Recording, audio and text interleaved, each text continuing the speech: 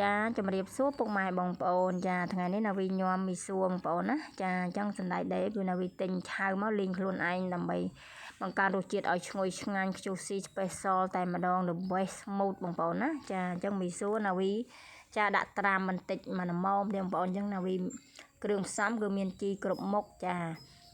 មានជាពិសេសគឺជីកាមបងប្អូនហើយមិនងាយទិញបានហើយនឹងចាជីម្លូគឺណាវីចូលចិត្តតែម្ដងចាអញ្ចឹង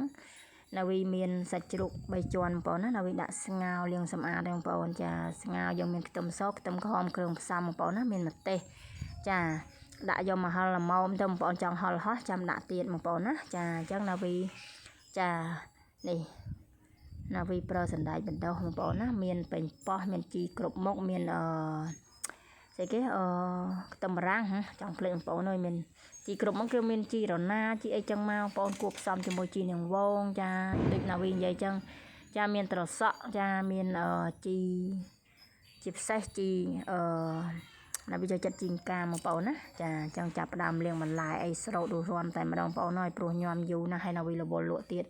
ចាអញ្ចឹងណាវីញោមបងប្អូនណាចាបងប្អូនក៏មកបានចា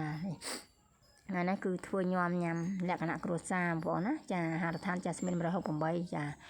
នេះឲ្យណាវីដាក់ប្រហុកកច្រាំឲ្យម៉ត់បន្តិចបងប្អូនណាហើយនេះសាច់ជ្រូកដែលយើងស្ងោរហើយយើងយកមកលាងទឹកទៅបងប្អូនណាចាឲ្យនិយាយទៅឲ្យ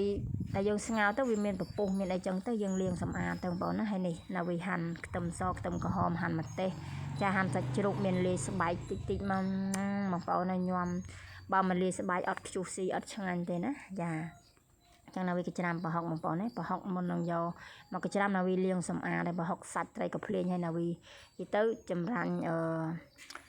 គេហៅអីចំណុះជ្រូកចាណាវីចង់ភ្លេចបងប្អូនណាចំហៀវណាវីធ្លាប់អ្នកម្ដាយនៅពីតូចទៅគាត់ចំហៀវជ្រូកយើងកាលនោះជ្រូកស្រែសម្បមែនតើបងប្អូនណាចំហៀវម្ដងគឺស្លកកដាក់បន្តិចតិចគឺឈ្ងុយឆ្ងាញ់ទៅពេញផ្ទះតែម្ដងផ្អាដល់ប្អិនហ្នឹងបងប្អូននិយាយមែនឥឡូវណាវាចាប់ដើមចំហៀវទិញបានជ្រូកស្រែបានណាវាចំហៀវបងប្អូនណាចាចំហៀវទៅយើងកូននាងខ្ញុំចូលចិត្តបងប្អូនចំហៀវម្ដងទៅចាគាត់យកមកញ៉ាំជាមួយនឹងស៊ុបខ្នុរក៏បានបងប្អូនណាយើងទុកស្លកកក៏បានសឡក់ក៏បានបងប្អូនល្អមែនតើថ្ងៃនេះបានជ្រូក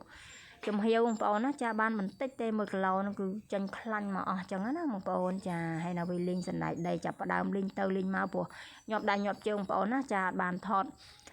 សណ្តែកដីនឹងបុកអីទេចាណាវីលីងហើយណាវីមកចិត្តបន្លែបងប្អូននិយាយទៅចាណាវីមានស្ពៃក្តោបបងប្អូនណាចាស្ពៃស្រែតែម្ដងឥឡូវចាប់ផ្ដើមញោមបងប្អូនហើយឡើងឈ្ងុយតែម្ដងដាក់ប្រហុកប៉ុណ្ណឹងអត់មានធំក្លិនប្រហុកទេបងប្អូនចាថែមទឹកត្រីបន្តិចទៀតហើយគ្រឿងផ្សំហ្នឹងយើងមានអីពិបាកបងប្អូន